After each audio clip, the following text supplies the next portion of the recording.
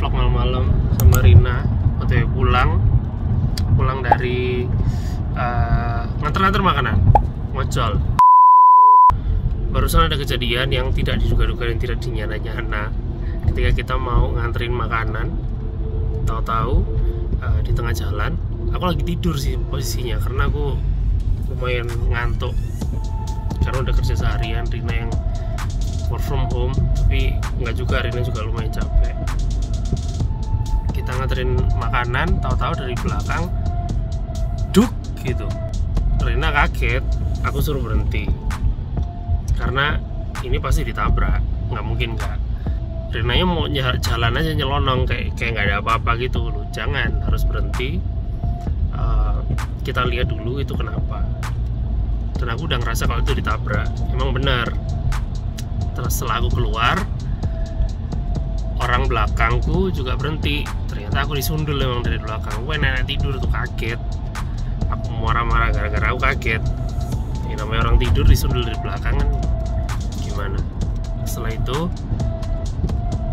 orangnya ngaku salah. Sorry ngaku salah.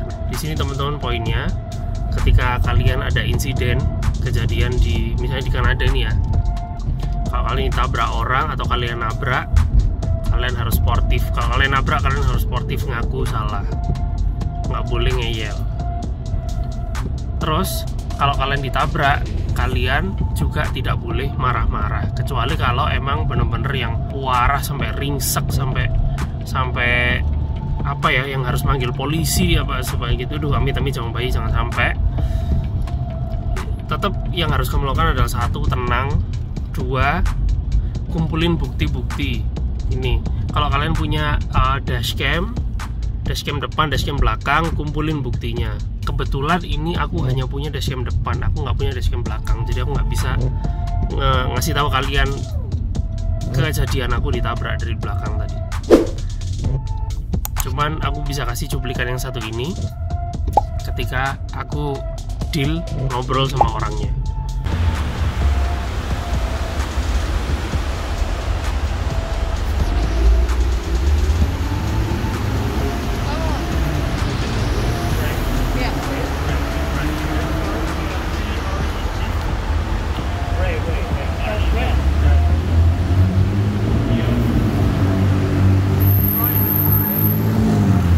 Ketika ngobrol sama orangnya, yang aku obrolin apa sama orangnya, aku bukan ngobrolin, bukan eyel-eyelan. Tapi kalau di Kanada, kamu harus tuker-tukeran satu SIM, ya, satu SIM yang harus kalian tuker-tukeran. Jadi yang nabrak dan yang ditabrak harus tukeran SIM satu.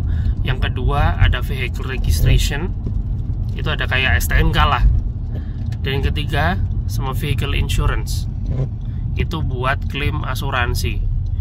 Jadi kalau misalnya ini tiga hal ini wajib kamu bawa kemana-mana ketika kamu nyetir di Kanada. Kalau kamu nggak punya salah satunya, you will be in trouble, big trouble. Jadi kalian pastikan harus tiga ini harus kalian bawa, dan kalau ada insiden kalian harus tukeran. Terus kalau setelah tukar diapain? Difoto SIM-nya orang yang difoto, semua vehicle registration dan insurance-nya orang yang tersebut difoto juga. Gitu. Jadi buat bukti kalau misalnya kita mau klaim asuransi. Nah, setelah itu apalagi stepnya? Gini, optionnya ada dua. Setelah kalian gathering semua bukti, kalian gathering semua data dari kedua belah pihak, bisa juga tukeran nomor HP. Aku tadi tukeran nomor HP sama orangnya bersedia untuk tak hubungi kalau misalnya ada apa-apa ke depannya. Nah, setelah itu opsinya ada dua. Yang pertama, kalian bisa claim insurance, klaim asuransi. Klaim asuransi itu nanti ada step-stepnya di insurance papermu. Jadi vehicle insurance yang kamu foto itu ada step-stepnya bagaimana cara ngeklaim. Vehicle insurance ini enaknya adalah kalau kalian klaim langsung diganti saat itu juga, langsung diproses dan diganti. Misalnya ada bocel sedikit gitu, ada bopeng sedikit di bagian bumper belakang, kamu telepon klaim insurance, diproses seminggu, langsung dibawa bengkel, diganti baru, selesai, dikembalikan. Enaknya di situ. Cuman nggak enaknya di pihak asuransinya, harga asuransi terancam naik. Harga asuransimu, biaya premi asuransimu terancam naik. Karena apa? Karena kamu sudah pernah bikin klaim. Loh, kok bisa gitu, Mas? Jadi gini, kalau misalnya ada asuransi, dia nge-record bahwa oh, kamu pernah klaim ini, berarti insuransinya naik. Loh, kok bisa? Karena kamu dianggap careless driver. Jadi kayak kamu nggak becus nyetir, padahal bukan kamu yang salah. Wih, nggak adil ya. Ya, sistemnya memang gitu. Itu sistem yang pertama. Opsi yang pertama, kamu klaim asuransi. Opsi yang kedua, yaitu damai.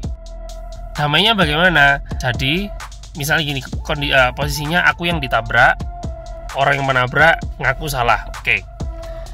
Kalau kita ngambil opsi damai, kita bisa ke bengkel, terus estimate, misalnya ada bopeng sedikit, ada bocel sedikit. Misalnya kalian mempermasalahkan nih, aduh nggak bisa, pokoknya mobilku harus mulus, harus mengkilat, harus apa, pokoknya aku mau ganti. Nah, cara damainya itu kita ke bengkel, kita estimasi, ini kalau kita servis ini habisnya berapa. Misalnya, oh habisnya sekitar $200. Oke, kita kontak orang yang bersalah, yang nabrak tadi, kita kontak. Gini, aku ngasih opsi damai. Aku barusan ke bengkel, estimasi perbaikan sekitar $200. Kamu mau ganti nggak? Kalau mau ganti, ya yuk kita proses. Kalau nggak, ya sudah. Kita masuk ke opsi yang ketiga, yang nanti akan aku jelasin. Enaknya adalah, satu, insuransinya nggak akan naik. Karena apa? Karena kamu nggak klaim asuransi, pihak asuransi nggak ngerti.